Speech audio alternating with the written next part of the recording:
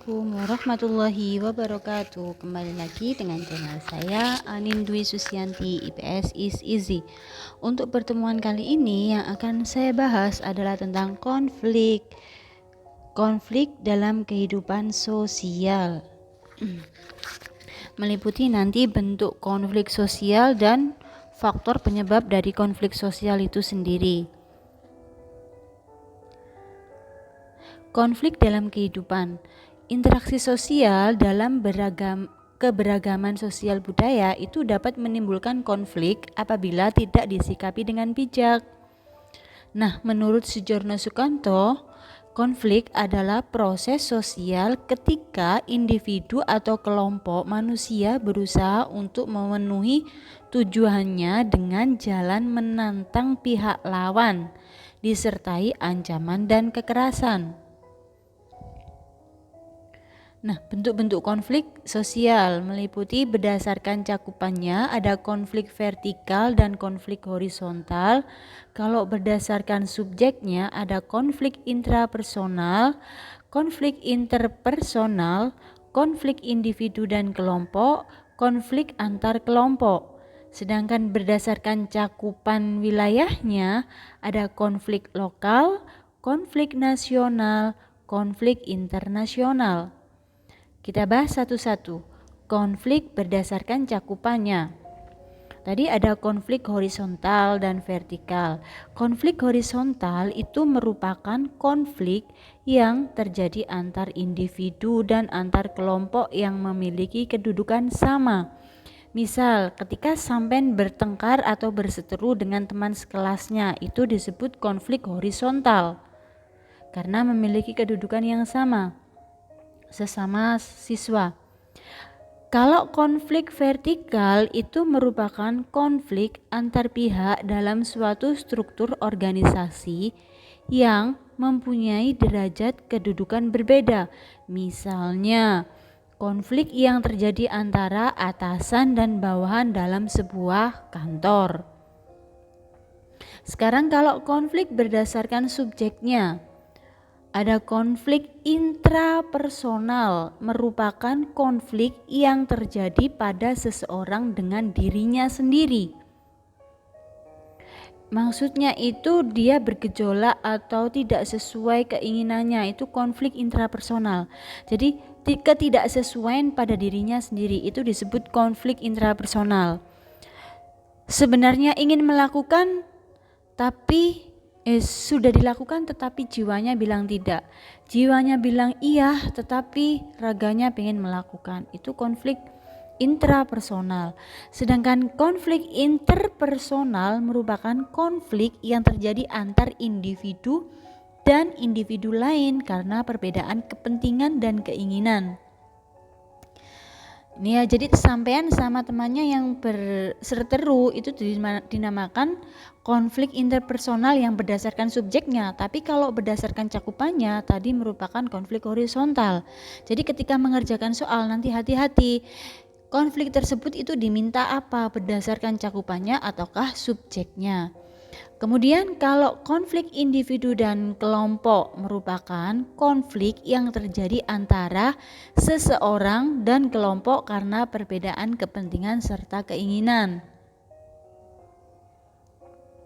Kemudian kalau konflik antar kelompok terjadi antara satu kelompok dengan kelompok lain. Salah satu ciri konflik antar kelompok yaitu melibatkan massa. Misalkan tawuran desa Tempuran dengan desa Ngingas Rembyong. Nah, ini sudah termasuk konflik antar kelompok yang berdasarkan subjeknya ya. Kemudian konflik berdasarkan cakupan wilayahnya.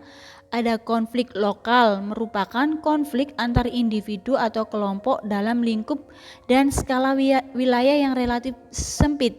Jadi misalkan dalam satu desa itu terjadi ada konflik, nah itu hanya desa tersebut. Misalnya Sanggerahan tadi ya, Sanggerahan Ngingas Rembyong sama Tempuran terjadi konflik, itu konflik lokal.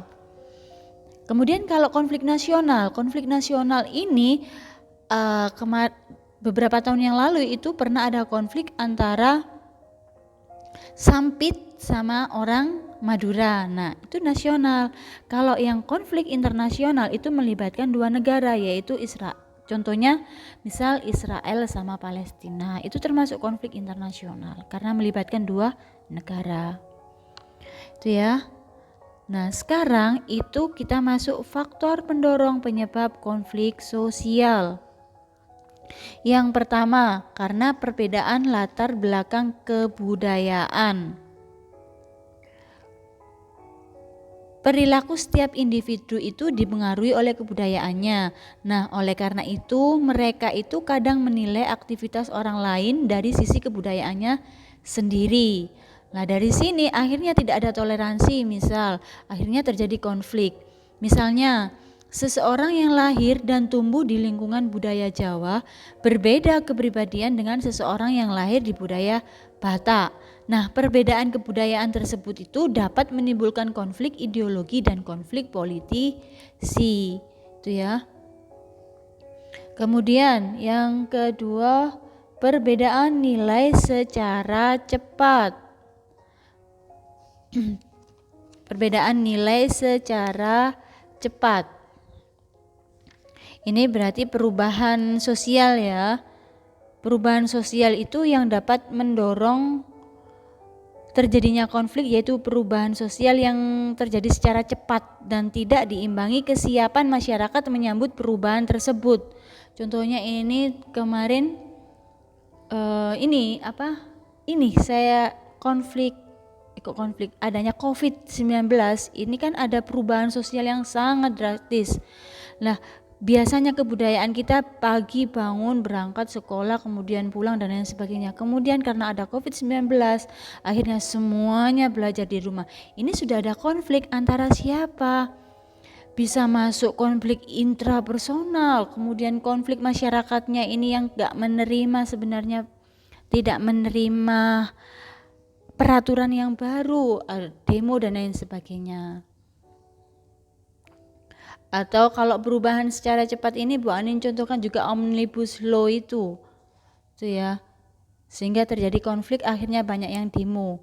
Kemudian perbedaan individu itu, setiap individu itu pasti memiliki kepribadian atau karakter yang berbeda dengan individu lainnya.